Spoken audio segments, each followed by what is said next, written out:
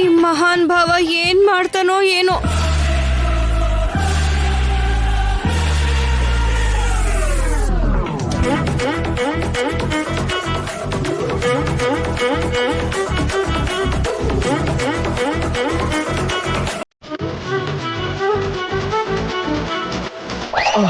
ಆದ್ಯ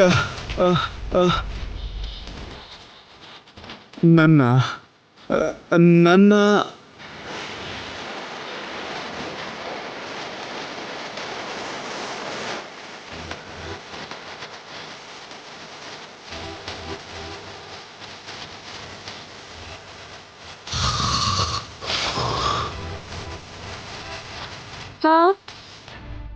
ಹೋದ್ಲಾ ಇಲ್ವಾ? ಹೇಳದ್ನಾ ಇಲ್ವೋ?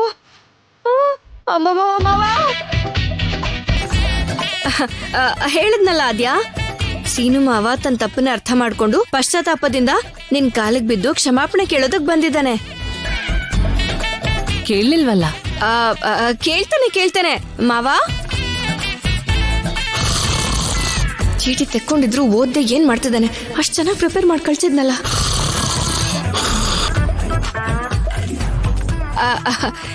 ಮಾವ, ಸೀನು ಮಾವ, ನಿನ್ಗಿರೋ ದುಃಖ ನೋವು, ಆದ್ಯ ಮೇಲೆ ನಿನ್ಗಿರೋ ಪ್ರೀತಿ ಅದನ್ನೆಲ್ಲ ಹೇಳ್ಬಿಡ್ತೀನಿ ಅಂದ್ಯಲ್ಲ, ಹೇಳು ಮಾವ. ಹೇಳ್ತಾನೆ ಮಾವ.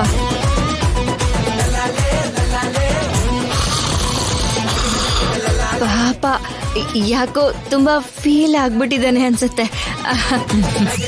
ಹೌದಾ ಮಾವ? ಹೇಳು ಮಾವ. ಆದ್ಯನ್ ಮೇಲೆ ನಿನ್ಗಿರೋ ಪ್ರೀತಿ ಮಾತ್ರ ಅಲ್ಲ, ಗಂಡ ಅಂತ ಪ್ರೂವ್ ಮಾಡ್ಕೊಳ್ಳೋಕೆ ನಿನ್ ಕಾಲ್ ಮೇಲೆ ಬಿದ್ದಿರ್ಬೇಕು ಅಂತೇನು ಇಲ್ಲ ಮಾವ. ಹೇಳು ಮಾವ, ಹೇಳು. ಹೇಳ್ತಾನೀಗ.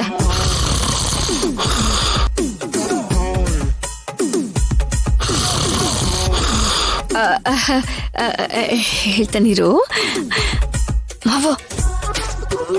ಮಾವ ಎದ್ದೇಳ್ ಮಾವ, ಹೇಳು.